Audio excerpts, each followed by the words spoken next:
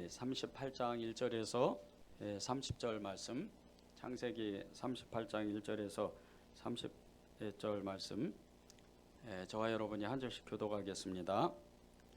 앞에 PPT에도 나오는데 우리 같이 한 절씩 교독하겠습니다. 그 후에 유다가 자기 형제들로부터 떠나 내려가서 아둘람 사람 시라와 가까이 하니라.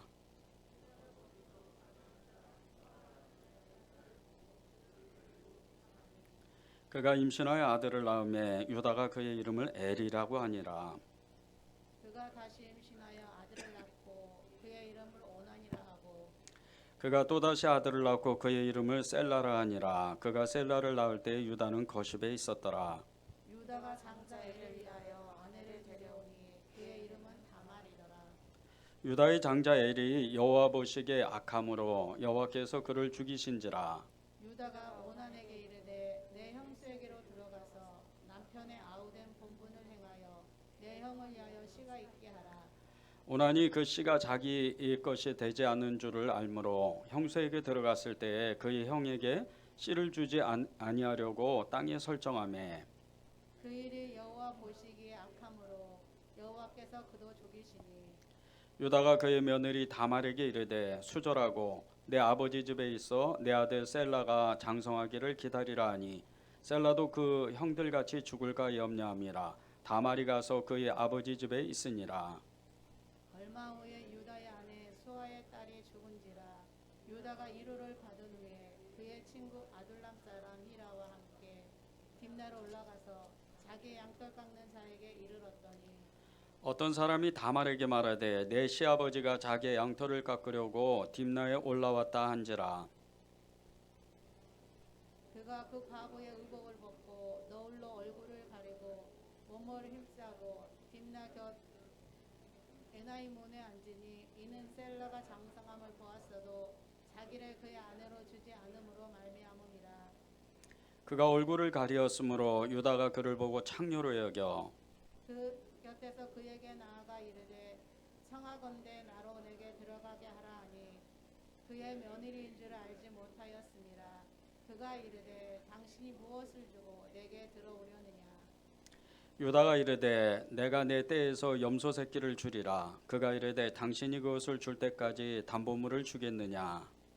유다가 이르되 무슨 담보물을 내게 주랴. 그가 이르되 당신의 도장과 그 끈과 당신의 손에 있는 지팡이로 하라. 유다가 그것들을 그에게 주고 그에게로 들어갔더니 그가 유다로 말미암아 임신하였더라. 그가 일어나 떠나가서 그 너울을 벗고 과부의 의복을 도로 입으니라. 유다가 그 친구 아둘람 사람의 손에 부탁하여 염소 새끼를 보내고 그 여인의 손에서 담보물을 찾으려 하였으나 그가 그 여인을 찾지 못한지라. 그가 그곳 사람에게 물어 이르되 길곁 에나임에 있던 창녀가 어디 있느냐. 그들이 이르되 여기는 창녀가 없느니라. 그가 유다에게로 돌아와 이르되 내가 그를 찾지 못하였고 그곳 사람도 이르기를 거기에는 창녀가 없다 하더라. 유다가 이르되 그로 그것을 가지게 두라. 우리가 부끄러움을 당할까 하노라. 내가 이 염소 새끼를 보냈으나 그대가 그를 찾지 못하였느니라.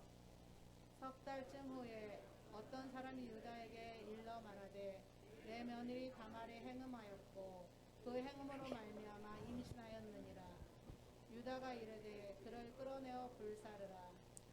여인이 끌려갈 때 사람을 보내어 시아버지에게 이르되 이 물건 임자로 말미암아 임신하였나이다. 청하건대 보소서 이 도장과 그 끈과 지팡이가 누구의 것이니까 한지라.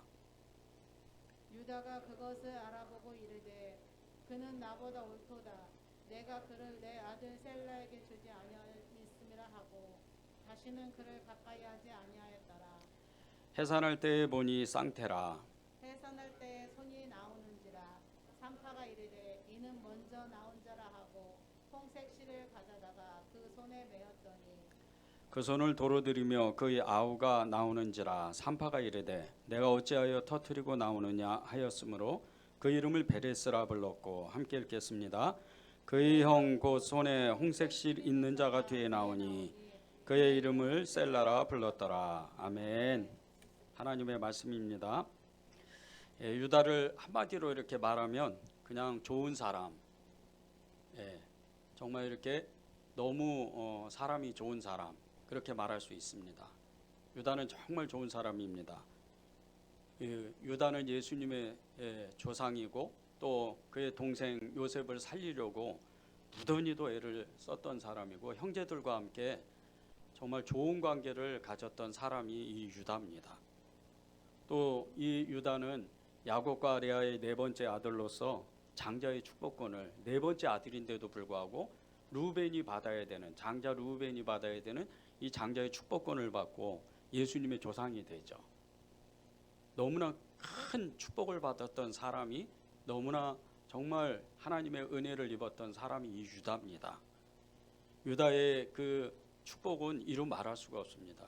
저와 여러분이 유다로부터 하나님이 주시는 그 은혜를 정말 받기를 소원해야 됩니다. 그런데 유다가 가장 좋은 점, 이 유다가 가장 좋았던 이 점은 자신의 실수를 인정할 줄 아는 사람이라는 겁니다. 유다는 자신의 실수를, 자기의 정말 그 허물을 그대로 고백했던 그런 사람입니다. 26절을 보겠습니다. 유다가 그것들을 알아보고 이르되 그는 나보다 옳도다. 내가 그를 내 아들 셀라에게 주지 아니하였음이로다 하고 다시는 그를 가까이 하지 아니하였더라. 이 유다는 며느리 다말을 보고 그 다말이 간음했다, 그 이야기를 듣고 처음에는 너무가 화가 나고 그걸 불사르라 이야기를 했지만 나중에 그 이유를 알고 나서 이 다말이 얼마나 좋은 사람이고 그리고 그는 나보다 더 좋은 사람이라는 것을 즉시로 인정을 합니다. 그랬던 사람이 이 유다입니다. 이 유다가 정말 하나님의 그 마음을 품고 자신의 잘못, 자신의 허물을 그대로 인정할 줄 알았던 이 유다의 마음, 그 유다의 마음을 보면서 저와 여러분이 오늘 우리가 신앙생활하면서 정말 어쩔 수 없이 때때로 넘어지기도 하고 때때로 하나님 앞에, 사람 앞에 온전한 모습이 되지 않는 그런 모든 것들을 다시 한번 점검하고 우리가 또 유다와 같이 하나님의 은혜를 누렸으면 좋겠습니다. 자신의 잘못을 바로 인정할 줄 알았던 이 유다의 마음, 이 유다의 마음은 베드로가 예수님을 부인하고 하나님 앞에 눈물로써 고백했던 그 마음과 동일한 마음입니다. 또 이 다윗이 밧세바와 간음해서 나단 선지자에게 정말 통렬하게 지적을 받았을 때 그는 자신의 모든 잘못을 자신의 그 신하들 앞에서, 대신들 앞에서 자신의 그 모든 허물을 고백했던 그 마음과 동일한 마음입니다. 이렇게 유다와 정말 베드로, 다윗과 같은 이런 마음을 가질 수 있다면, 자신의 그 허물과 자신의 그 잘못된 마음들, 잘못된 일들을 고백할 수 있는 그 믿음이 생긴다면 과연 우리가 어떻게 하나님께 정말 쓰임을 받을까요? 하나님은 자신의 허물을 고백하는 사람, 자신의 실수를 인정하는 사람들을 일부러 찾으십니다. 그리고 그 사람들을 하나님은 눈여겨보시다가 그 사람들을 하나님의 방법으로 하나님께서 쓰시는 거죠. 유다가 그랬던 사람입니다. 우리도 때때로 신앙생활을 하면서 너무 연약할 때가 많습니다. 하나님께, 사람에게 상처를 주고 아픔을 주고 그것이 자신의 잘못인지도 모르고 그렇게 그냥 헛된 시간들을 보내게 됩니다. 어떤 사람은 그 자신의 허물을 잘 알지를 못해서 자신이 무슨 잘못을 했는지, 자신의 그 안에 있는 허물이 무엇인지를 알지 못해서 그냥 헛된 시간을 보내버리는 거죠. 많은 사람들이 이 마음을, 이 유다와 같은 마음을, 이 다윗과 같은 또 베드로와 같은 마음을 알지를 못하니까 신앙생활이 계속해서 헛도는 겁니다.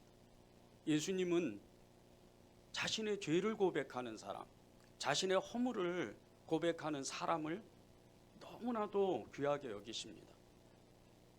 자신의 허물이 무엇인지, 자신의 그 죄가 무엇인지 아는 사람, 그 사람을 예수님이 일부러 찾으시는 거죠. 시편 32편 1절에 보면 허물의 사함을 받고 자신의 죄가 가려진 자는 복이 있다 그랬습니다. 허물의 사함을 받고 자신의 죄가 가려진 자가 복이 있다. 이 말씀은 자신의 연약함을 그대로 아는 사람입니다. 자신의 연약함을 그대로 고백하는 사람입니다. 자신의 죄가 무엇인지, 자신의 실수가 무엇인지, 자신의 허물이 무엇인지를 그대로 아는 사람이죠. 그래서 이런 사람들은 항상 겸손합니다. 하나님 앞에 정말 자신의 마음을 쏟아놓고 또 사람 앞에, 하나님의 사람들 앞에서 자신의 허물을 고백할 줄 아는 그런 사람이에요. 너무나 겸손한 사람들이죠. 유다가 그랬던 사람이고 다윗이 그랬던 사람이고 그리고 베드로가 그랬던 사람입니다. 그래서 하나님께 그렇게 크게 쓰임을 받는 거죠. 다윗이 하나님께 누구보다도 인정을 받고 크게 쓰임 받았던 것은 다윗의 믿음이 좋아서 그런 것이 아닙니다. 다윗은 자신의 허물을 알았기 때문에 그것을 고백하고 항상 사람 앞에, 하나님 앞에 겸손할 줄 알았던 그런 삶을 살았습니다. 그래서 그가 이스라엘의 가장 위대한 왕이 되고 하나님께서 그토록 사랑하시는, 하나님께서 그토록 정말 귀히 쓰게 쓰임을 받는 그런 사람이 된 겁니다. 하나님은 다윗과 같이 우리 스스로의 그 자신의 실수와 그 자신의 죄의 허물, 이것을 인정할 줄 아는 사람이 되기를 원하는 겁니다. 유다는 자신의 그 허물을 그대로 인정했을 때 하나님께서 그를 귀하게 그를 사용하시고 그를 통해서 다윗이 태어나고 그리고 끝내는 메시아이신 예수 그리스도가 태어나는 그런 놀라운 축복을 받는, 정말 어떻게 보면 두 번 다시 없을 그런 축복을 누릴 수 없는 그런 복을 받는 거예요. 이 유다의 실수는 두 가지입니다. 하나는 자신의 집을 떠난 겁니다. 아버지의 집을 떠난 거예요. 1절을 보십시오. 그 후에 유다가 자기 형제들로부터 떠나 내려가서 아둘람 사람 시라와 가까이 하니라. 이 유다가 아버지 야곱의 집을 떠났을 때 그는 한 가지 놓친 게 있습니다. 아버지로부터 배워야 되는 이 신앙, 하나님을 믿는 그 믿음, 그것을 놓치고 만 거죠. 정말 이 유다가 하나님의 그 믿음으로 살아야 되는데, 하나님의 사람으로서 그가 살아야 되는데 그는 자신의 뜻한 대로, 자신의 의지대로 아버지 야곱의 집을 떠나버리고 맙니다. 그리고 간 곳이 이방인이 사는 그곳으로 가는 겁니다. 아둘람 사람 히람을 친구 삼아서, 그리고 그 가나안 땅에 살다가 수아라는 사람의 딸, 이름도 없어요. 자신의 아내의 이름이 없는 거예요. 유다의 아내의 이름이 있어야 되는데 가나안 사람 수아의 딸이라고 그렇게 이름도 없는 그런 아내를 두고 그는 하나님과 계속해서 멀어집니다. 자신의 형제들로부터 떠나 내려갔다. 아버지 집으로부터 떠났다. 이때부터 신앙의 위기가 오는 거예요. 이때부터 하나님과 멀어지는 거예요. 우리가 예수님을 떠나고 예수님을 정말 전심으로 따라가지 않는다면 우리는 유다와 같은 큰 실수를 범하게 됩니다. 유다의 실수는 말할 것도 없죠. 정말 이 가나안 사람 수아의 딸과 결혼을 했지만 세 아들을 낳는데 두 아들이 자신의 눈앞에서 죽어버려요. 그것도 하나님께 죄를 져서. 이방인과 결혼을 하니까, 하나님을 떠나니까 그런 엄청난 저주를 받는 거예요. 요한복음 15장 5절에 보면요, 나를 떠나서는 너희가 아무것도 할 수 없다는 말씀이 있습니다. 나를 떠나서는 너희가 아무것도 할 수 없다. 실제적으로 우리가 예수님을 믿다가 예수님을 잃어버리는 그 순간서부터, 그 어느 순간서부터 우리는 우리의 믿음이 이것이 사실인지 이것이 거짓인지 모를 정도로 그냥 포장만 하고 신앙생활을 하는 경우가 너무나도 많은 거예요. 왜 이단에게 수백만 명이 넘어가고 왜 이런저런 시험을 받아서 교회를 떠나겠어요? 하나님을 떠나니까 그래요. 하나님께 마음을 두지 않으니까. 그러니까 하나님 앞에 온전하지가 못한 거예요. 유다가 아버지 야곱의 집을 떠났을 때 일어난 일은 정말 너무나도 이루 말할 수 없는 일들이었어요. 장자 엘이 하나님 앞에 죄를 짓고 하나님의 뜻대로 살지 않아서 그는 저주를 받아서 그 자리에서 죽어버려요. 둘째 오난도 형수 다말과 결혼해야 되는데 그것이 싫어서 하나님께 대적하다 또 죽어버려요. 며느리 다말을 친정으로 쫓아내버리고 자신의 아들 남아있는 그 셋째 아들 세라를 살리려고 애를 썼지만 다말이 그 시아버지의 그 일 때문에 너무 화가 나가지고 다말이 시아버지를 속이고 시아버지를 통해서 두 아들을 낳아요. 있을 수가 없는 일이잖아요. 왜 성경에는 이렇게 있을 수 없는 일들을, 정말 되어지지 않아야 되는 일들을 왜 기록했을까요? 그것도 유다를 통해서. 한 번의 실수, 그 실수로 정말 엄청난 일들이 일어난다는 거예요. 유다의 첫 번째 실수는 아버지 야곱의 집을 떠난 거예요. 우리도 예수님의 품을 떠나기 시작하면, 예수님을 잊어버리기 시작하면 그때부터 우리는요 신앙을 잊어버려요. 그때부터 우리는 신앙이 온데간데 없어지는 거예요. 요한복음 15장 5절에 보면요, 나를 떠나서는 너희가 아무것도 할 수 없다는 이 말씀은 다른 말씀이 아니에요. 예수님의 품 안에서 온전히 거해야 되는데, 참 포도나무이시고 참 하나님이신 예수 그리스도, 그분을 더욱 우리가 붙잡고 그분 안에 거해서 살아야 되는데, 그분과 함께 살아야 되는데, 그분과 함께 먹고 살아야 되는데, 그분을 떠나기 시작하면 아무것도 안 된다는 거예요. 생각도 마음도 자꾸 피폐해져요. 삭막해지는 거예요. 이런저런 판단이 일어나고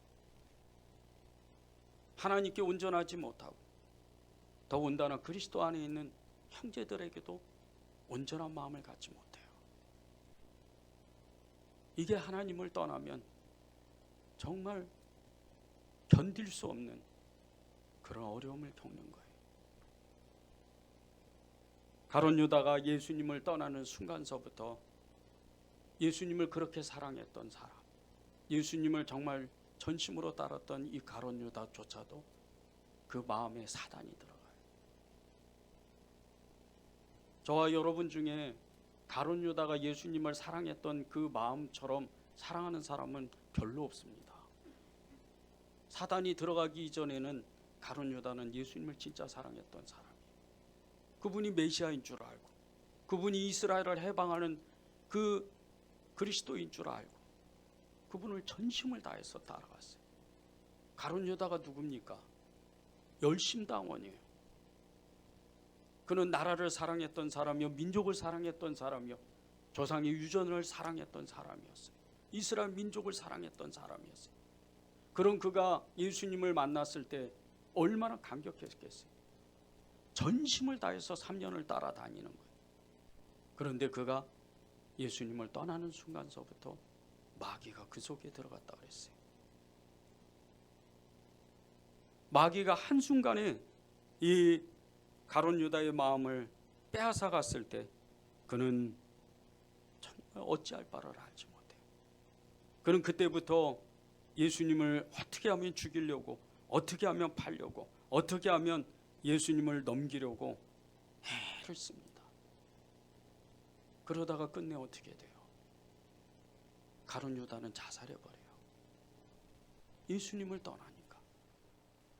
하나님을 믿는 것조차도 정말 그것도 잊어버렸지만 아예 저주받은 인생이 되어버리는 거예요.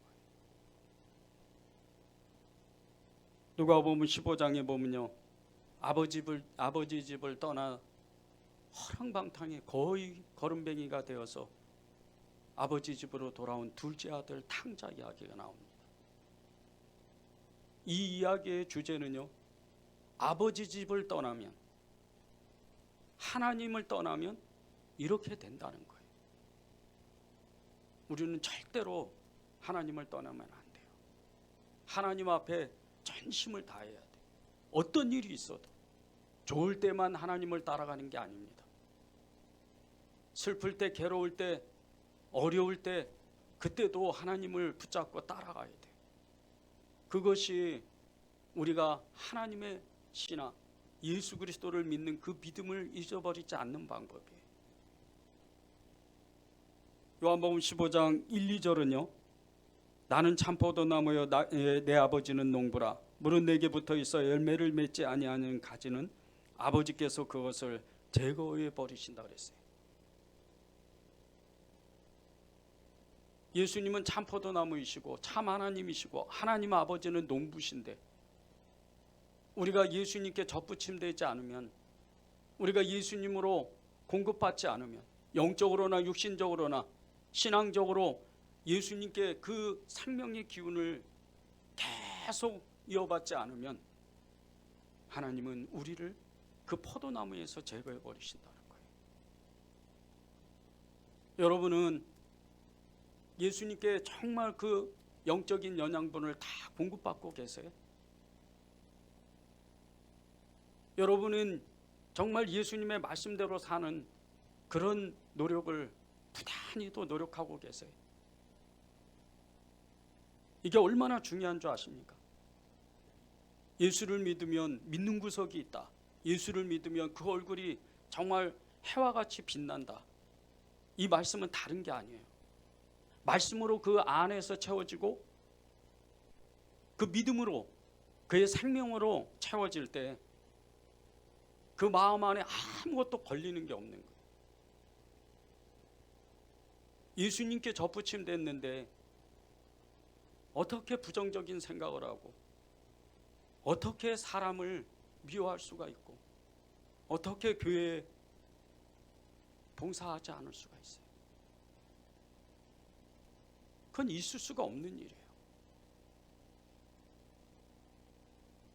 저는 요즘에 하나님 앞에 기도하는 기도 제목 한 가지가 더 늘어났어요.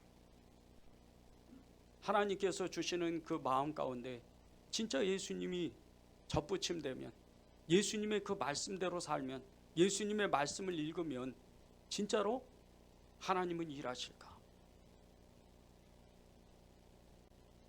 정말 간절한 소망으로 52일 만에 성경을 한 번 봤습니다. 진짜 너무 힘들었어요. 죽는 줄 알았어요.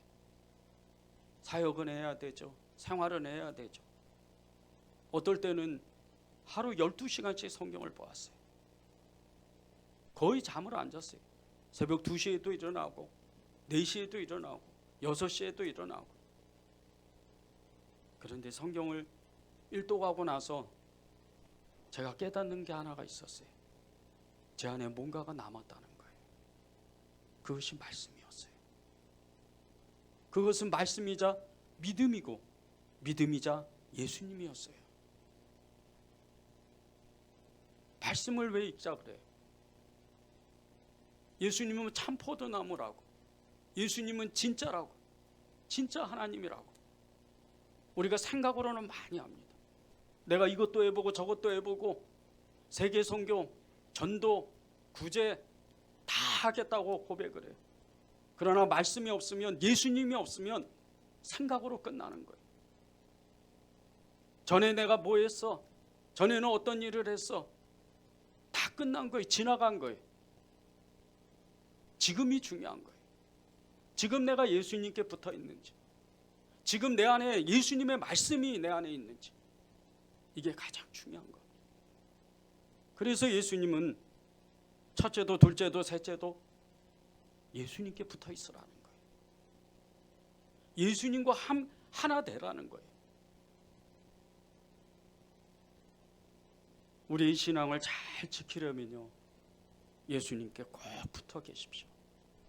그리고 그분을 불러서 정말 주님 사랑한다고, 그분을 믿는다고, 저는 여러분이 그러한 사람들이 될 줄을 정말 믿습니다. 또 하나는 예수님께서 정해놓으신, 하나님께서 정해놓으신 이 순리를 거역하면 안 돼요. 이 유다가 하나님의 순리를 거역한 겁니다. 유다가 비록 장자엘 그리고 둘째 오난이 죽었지만은요, 그에게는 하나님의 영감이 있었고 그에게는 의무가 있었어요. 이스라엘 백성들은 자손을 이어가야 되는 하나님의 명령이 있었어요. 그런데 셋째 아들 세라가 있는데도 며느리 다말과 결혼을 시키지 않아요. 오히려 며느리를 쫓아내버려요. 그 이유가 뭔지 아십니까? 자신이 그토록 사랑했던 첫째 아들 엘이 죽고 둘째 아들 오난이 죽고 남은 이 셋째 아들도 죽을까 봐 하나님의 뜻보다는 내 아들을 지키려고 하는 마음이었어요. 며느리 다말도 그의 가족이잖아요. 그의 딸이잖아요. 며느리 딸이잖아요. 그런데 완전히 남처럼 생각하고 오히려 정말 싫어하는 그런 사람처럼 아예 친정으로 쫓아내버리는 거예요. 이게 이 유다의 실수였어요. 유다가 한 실수는요, 하나님의 이 생명의 순리를 거역하는 거예요. 로마서 10장 3절을 읽겠습니다. 하나님의 의를 모르고 자기 의를 세우려고 힘써 하나님의 의에 복종하지 아니하였느니라. 이 불순종하는 사람들의 대표적인 모습이에요. 하나님의 의가 있는데, 하나님의 뜻이 있다는 뜻이에요. 하나님의 뜻이 있는데 그 하나님의 뜻에 힘써서 복종하지 않는다는 거예요. 자기의 의지대로 산다는 거예요. 유다가 며느리 다말과 그리고 세라를 결혼시키지 않았던 이유는 자기의 의지대로 가문을 지키려고, 가정을 지키려고 했던 이유예요. 하나님의 뜻에 거역하면 하나님은 그를 사용할 수가 없어요. 이스라엘 백성도 그렇고 이스라엘의 지도자들, 영적 지도자들, 그 신앙의 사람들도 마찬가지입니다. 끊임없이 수백 년 동안 하나님을 거역했던 이스라엘 백성들 끝내는 바벨론의 로마에 끝내 다 망하고 말아요. 우리는 하나님 앞에 절대적으로 순종해야 돼요. 뒤늦게나마 유다가 하나님의 순리에 순종했을 때 그는 하나님께서 그를 통해서 그가 알지 못하도록 다말을 통해서 베레스와 세라를 낳게 해요. 근데 이 베레스가 누군 줄 아십니까? 이 베레스를 통해서 살몬이라는 사람이 그 후손에서 또 나와요. 이 살몬이 여리고 기생 라합과 결혼해요. 그리고 그래서 그 후손을 통해서 보아스가 태어납니다. 이 보아스는 다윗의 증조 할아버지예요.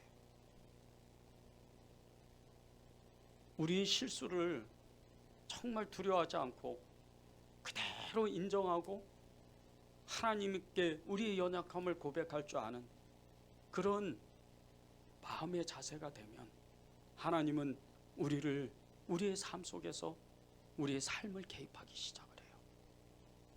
그리고 우리를 하나님의 순리에 따라서 축복하시기 시작하는 거예요. 전도서 12장 14절에 보면요, 하나님은 모든 행위와 모든 은밀한 일을 선악간에 심판하신다 그랬어요. 우리의 인생의 결말의 마지막 끝에는요, 우리가 어떤 행동을 했는지, 어떤 마음을 가졌는지, 그 모든 선악을 하나님은 분간하신다는 거예요. 그리고 심판하신다는 거예요. 하나님의 순리에 우리가 온전한 마음으로, 순전한 마음으로 순종하기를 결단해야 하나님은 우리를 통해서 하나님의 일을 하시는 거예요.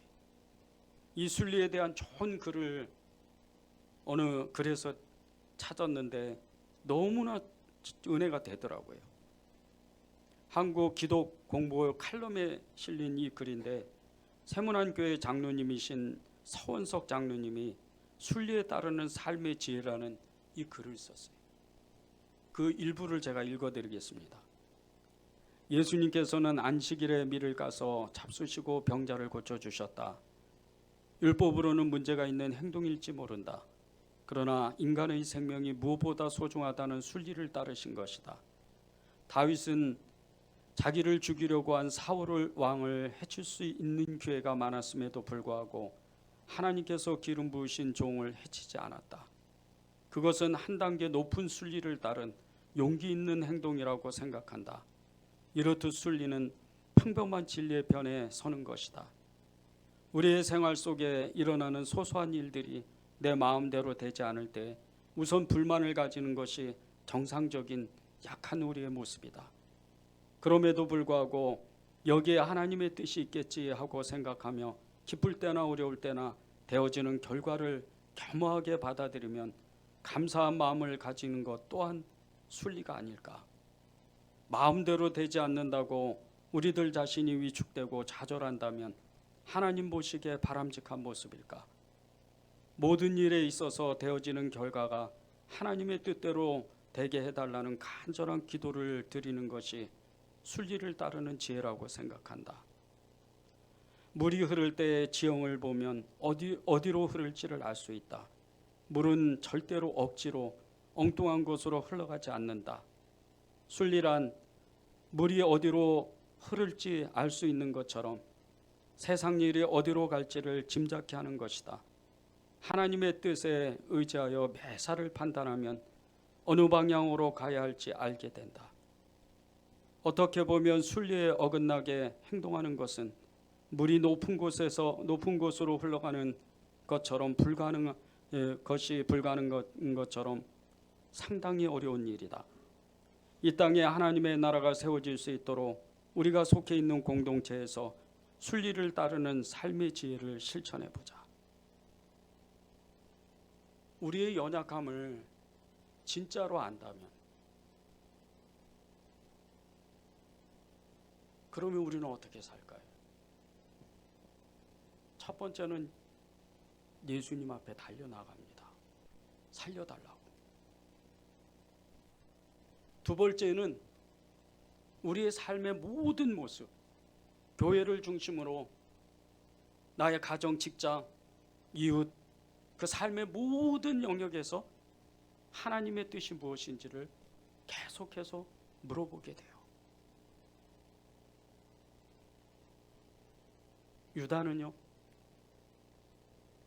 하나님의 뜻하심대로 그분의 뜻에 따라 순종하지 않고 자기 마음대로 살았지만 끝내는 그가 하나님 앞에 돌아와요.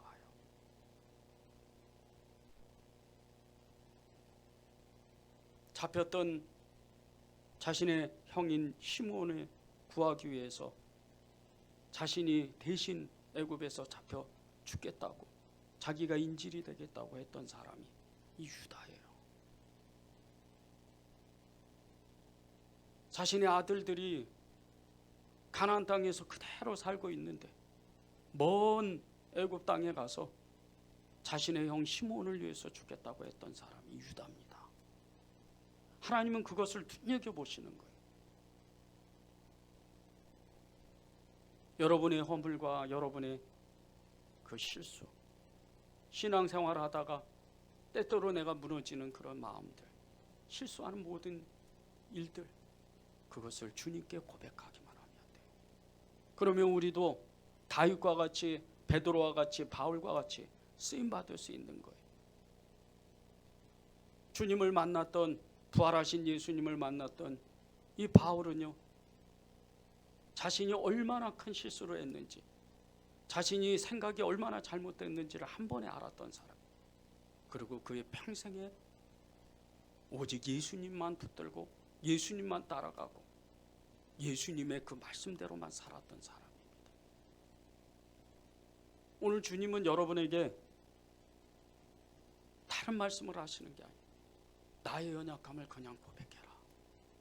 나의 연약함을 그냥 하나님께 고백해라. 그렇게 말씀하시는 거예요. 유다와 같이. 우리 찬양하고 기도하는 시간을 갖게